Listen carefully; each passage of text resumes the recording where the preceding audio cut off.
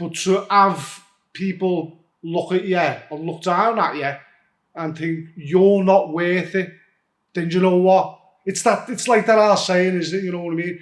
You call me a dog for a month and I'll start barking at you. You tell me I'm worthless for long enough. You look down your nose. We see things. People in addiction see a lot. We're very observant. We have to be, because we're only cooking on half gas half the time. So we have to be twice as alert.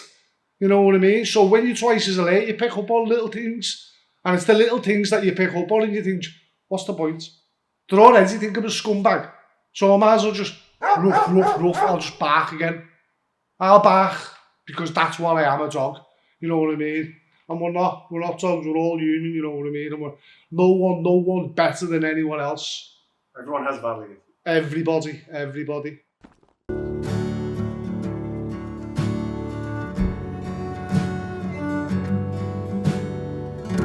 I bask myself in the sunlight of June, stretching out, my eyes close. My tired limbs felt brighter today. Not so tight today.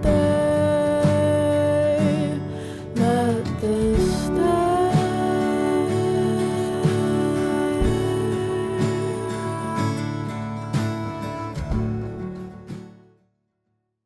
I think there's a few forms of stigma around it. Like when you're in addiction and you have a family who has to cope with that, even the family can be stigmatized. You know, especially when there's like two people in addiction, like me and my brother was. Yeah, there's a lot of stigma around that. You know, they just get treated differently.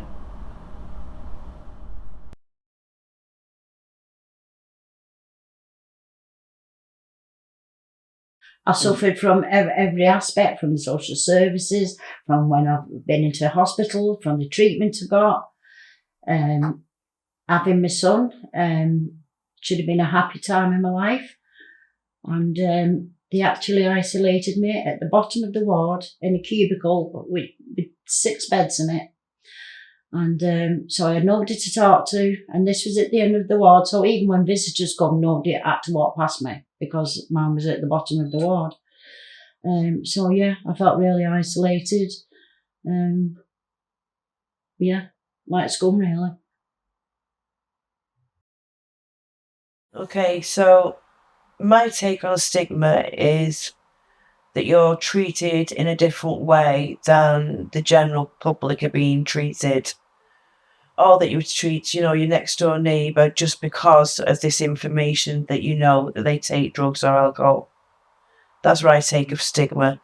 But then also, the family can also be affected as well, treated differently.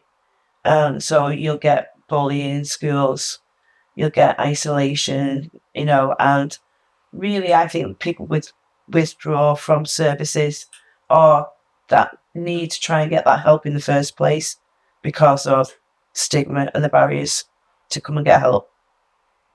What do you understand about stigma, especially in relation to drug and alcohol use? Stigma to me, what it means to me, stigma is having tarred them all with the same brush sort of attitude to an often phrase I've heard, because as I said, my demons was the alcohol, was a dirty pisshead, stinking pisshead, or dirty smackhead. You hear that a lot, you know what I mean? And that's to me, that's stigma in a nutshell, really, to be honest. And it's, to be honest, it's disgusting when you look into it deeply and how much it affects people in addiction. See, I've got a bigger...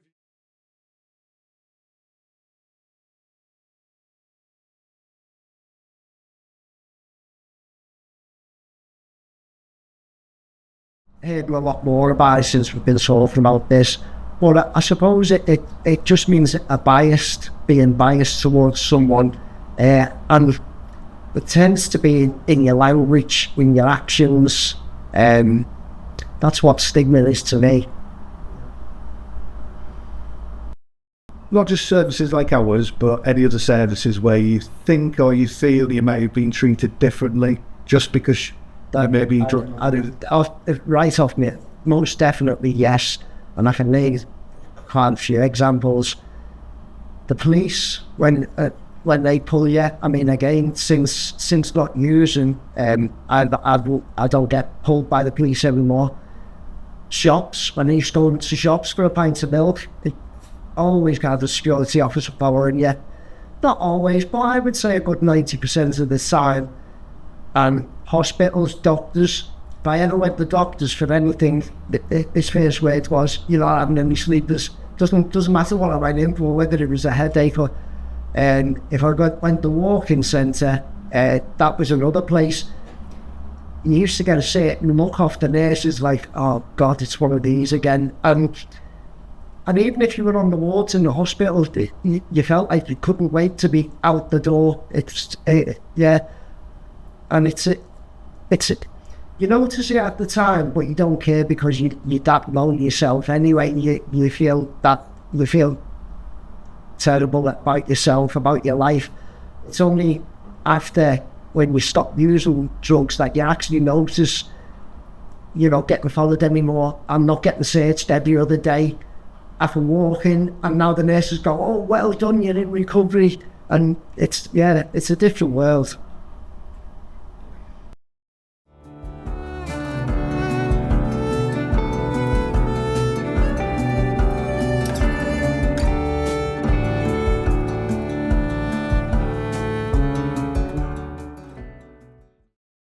Yes, one of the main things I think what will change people's attitudes is actually sitting in a room, getting to know some drug addicts and getting to talk to them and getting them to tell some of the stories, because you don't see a drug addict as a person. I've never been seen as a person. I've just been seen as an addict.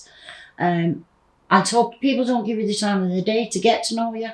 But when you get to know them, you'll realise that drug addicts are some of the most loving, loyal people you will ever meet. I do think, even though drug addicts are known, and I how many times I've failed and failed and failed and failed, but you have to keep trying for that one attempt that might work, and that one attempt that does work. Any encouragement I got was certainly, grateful for, and I needed at the time. I didn't need all the negative stuff, but whether they both come hand in hand, I don't know. But I do think if you could support somebody more encouragement, even though you might know that they're going to fail 5, 6, maybe even 10 times, 18 times, whatever. But on that 19th time or the 20th time, it might work. And that person's got to be worth that chance, to give them that chance. We're all worth a chance. I think education is the main key. Letting them know they're not alone. Making sure the family's taken care of. And just educating social services, NHS staff, people in CGL. Education's definitely.